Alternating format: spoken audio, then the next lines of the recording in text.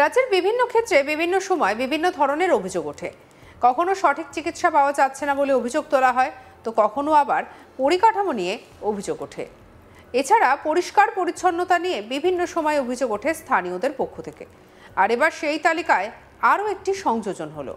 এবার ঘটনাস্থল পূর্ব বর্ধমানের জামালপুরের ইলসরা প্রাথমিক স্বাস্থ্যকেন্দ্র। জানলার কপাট ভাঙা, অপরিষ্কার ঘর, আগাছার জঙ্গল, খারাপ জিনিসের বোতল ছড়িয়ে ছিটিয়ে রয়েছে। আর এটাই নাকি স্বাস্থ্যকেন্দ্রের করুণ দশা। যে স্বাস্থ্যকেন্দ্রে একেবারে অস্বাস্থ্যকর পরিবেশ, ভাবতে পারছেন কতটা খারাপ অবস্থা। আর যে স্বাস্থ্যকেন্দ্রের এমন অবস্থা, সেই গ্রামের মানুষের স্বাস্থ্য কিভাবে ফেরাবে স্বাস্থ্যকেন্দ্র, উঠেছে প্রশ্ন।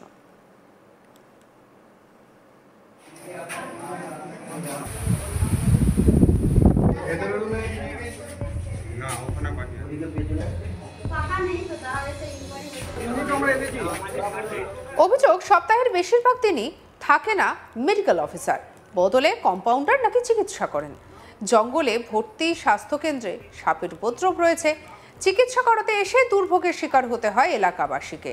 কি বলছেন একজন রোগী, মন্দিরা বাগের বক্তব্য শুনবো। এখানে মেন কথা হচ্ছে যে হসপিটালটা ভালোভাবে চলে না। হসপিটালে সপ্তাহে ওই 3 দিন ডাক্তার আসে, ওই কম্পাউন্ডার ডাক্তার থাকে, ও দেখে যেমন রুগীর মন হলো সেই একই, বাচ্চাদেরও বড় যা ওষুধ দেয় আর বড়দেরও সেই তাই ওষুধ দেয়। কাকি সিরাপ ভালো পাওয়া যায় না। এটাতে একটু হসপিটালে যে ব্লিচিং পাউডারের দরকার সেটা টাইম মতন পাওয়া যায় না। নদীর ধারে বাড়ি, জলের ফেলে গেলেও সেদিকে থাকতে তুলে। এখানে চাইছি একটা বড় ডাক্তার আসুক, বাচ্চা ছেলেদের, বড় মানুষের ভালোভাবে চিকিৎসা হোক। এখান থেকে না মেমারি বর্ধমান না দৌড়তে হয় আমাদের বাড়ি। বড়িটা আবার কখন খাবো তখন আর বলবে, জিজ্ঞাসা করা যাবে না, চিল্লাবে, বলবে একবার ছেড়ে দুবার বেশি বলতে পারবে না। কি বলছেন অপর একজন রোগী, শুনবো তার কথাও। বললাম যে আমার শরীর খারাপ, বলে কি হয়েছে, আমার জ্বর, সর্দি, কাশি, দিয়ে আমাকে ওষুধ দিল। আমি বললাম প্রেসক্রিপশন, বললে প্রেসক্রিপশন নিতে হবে না। বললে এর আগে তুমি ওষুধ নিয়ে গেছো? আমি হ্যাঁ নিয়ে গেছি। বললে তাহলে ছাড়িনি? আমি না। দিয়ে আমি বললাম যে কাশির সিরাপ দেন, বললে কাশির সিরাপ নেই, যে আমায় দিল না। এই পর্যন্ত। কোনোবারই প্রেসক্রিপশন দেয় না? না না না। এর আগে এসেছিলেন? হ্যাঁ। প্রেসক্রিপশন দিয়েছে? না। ওষুধ ঠিক মতো থাকে? ওষুধ ঠিক মতো, ওই তো বললাম যে কাশির সিরাপ চাইলে দিলে না। ডাক্তারবাবু থাকে সবসময়? না। তা সেই সময় কে দেখে? ওই কম্পাউন্ডার থেকে। উনি কি দেন, ওষুধ দেন? ওই সেরকম ওষুধ দেয়। অপর রোগী আব্দুল কাহারের বক্তব্য শুনবো। এলাম, এর আগে বহুবার এসছি, কিন্তু আজকে এলাম। এসে আমি প্রথমেই দেখালাম ডাক্তারবাবুকে, ম্যাডামকে দেখালাম যে ম্যাডাম আমার এই শরীর খারাপ। আমাকে পাঠিয়ে দিল পাশের জানালায়। আমি পাশের জানালায় গেলাম, বললো কী সমস্যা? আমি বললে এই সমস্যা আছে। আমাকে সরাম করে ওষুধ দিল। আমি বললাম দিদিমণি আমাকে প্রেসক্রিপশন ছাড়া ওষুধ? তখন বলছো আপনি প্রেসক্রিপশন নেবেন না? হ্যাঁ, প্রেসক্রিপশন ছাড়া ওষুধটা নেবো না। তাহলে আগামী দিন কালকে এসে যে আমি একটা আপনাকে দেখাবো যে আমি দিদি এই ওষুধটা দিয়ে, রোগের আক্রান্তে এই ওষুধটা দিয়েছিলেন, ভালো হয়নি, কি এতটা ভালো হয়েছে আমি একটা বলবো, সেটা আমাকে প্রমাণ কোথা? তখন আমাকে বললো যে ঠিক আছে দাদা, আপনার প্রেসক্রিপশন দরকার, লিখে দিল। কিন্তু আমি দেখলাম যে আরও যারা ওষুধ নিল রোগীরা, তাদের একটাকে কাউকে প্রেসক্রিপশন দিল না। ওই শুধু খাতায় একটা এন্ট্রি করে নিল, দিয়ে যা বাবা এই ওষুধটা নিয়ে চলে যা। এই চলছে এই হসপিটালটায়। আজকে এই হসপিটালটায় যে মানে কি বলবো, জঙ্গলের থেকে আফ্রিকার জঙ্গল যেটা, সেটাকে বলা যায়। আফ্রিকার জঙ্গল যেটা, সেটাকে আজকের দিনে আমাদের স্বাস্থ্যকেন্দ্র, ইলসরা স্বাস্থ্যকেন্দ্রকে বলা যায়। এইখানে বড় বড় ময়েল সাপ পর্যন্ত হয়ে গেছে বলছে। আর দিদিমণি আপনারা নিজেরাই শুনলেন, দিদিমণি নিজেই বললো যে হাতে সাপ পড়ে গেছে।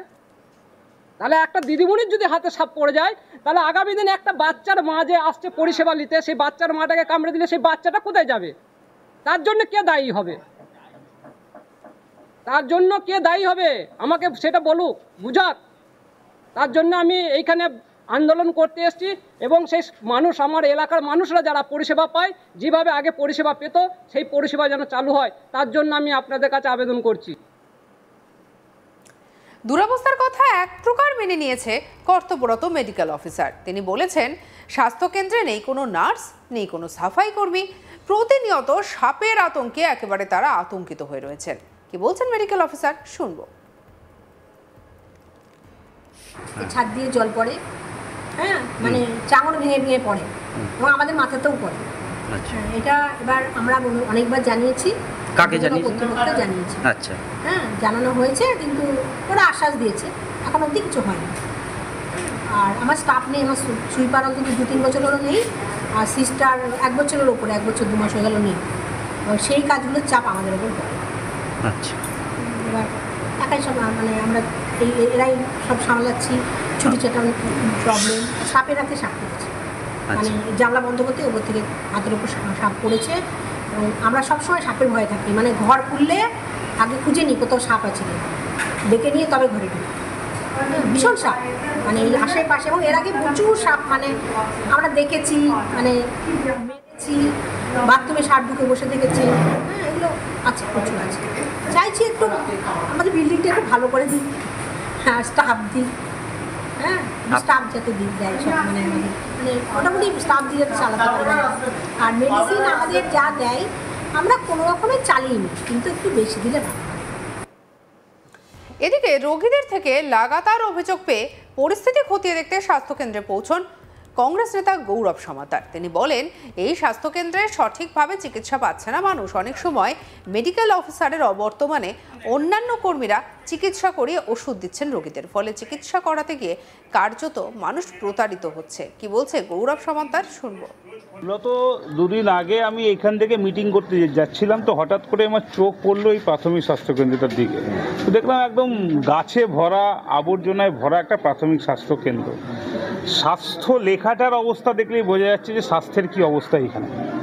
তো সেই জায়গায় দাঁড়িয়ে আমি তখনই যাদের এখানে মিটিং করতে এসেছিলাম তাদেরকে বলেছিলাম যে আমি একবার যাব, একবার দেখব। তো আজকে এসছি, এসে যে দৃশ্য দেখতে পেলাম আমি এখানে এসে, তা দুর্বিষহ, মানে ভাবা যায় না। স্বাস্থ্যের শটুকু পর্যন্ত এখান থেকে পেশেন্টরা পায় না, পেশেন্ট পার্টিরা পায় না। এই বিষয়ে তৃণমূল নেতা দেবু টুডু কি বলেছেন, শুনবো তার কথা। এটা আমাদের পশ্চিমবাংলায় তো হওয়ার কথা নয়, কারণ প্রত্যেক ব্লকে যে স্বাস্থ্যকেন্দ্রগুলো আছে সেটাই যথেষ্ট। এবং এখন বর্তমান সময়ে ডাক্তার, নার্স, স্টাফ মোটামুটি পর্যাপ্ত নয়, আছে। যদি কোথাও হয়ে থাকে নিশ্চয়ই স্থানীয় প্রশাসনকে বলে ব্যবস্থা হবে, এটা তো কাম্য ছিল না। আমরা খোঁজ নিয়ে দেখব, লোকাল প্রশাসন বিডিওকে বলে যাতে এটা ব্যবস্থা করা যায়। সঙ্গে রাখুন আজ তাক বাংলাকে। অন্যান্য খবরের জন্য লাইক, কমেন্ট, শেয়ার, সাবস্ক্রাইব করতে ভুলবেন না।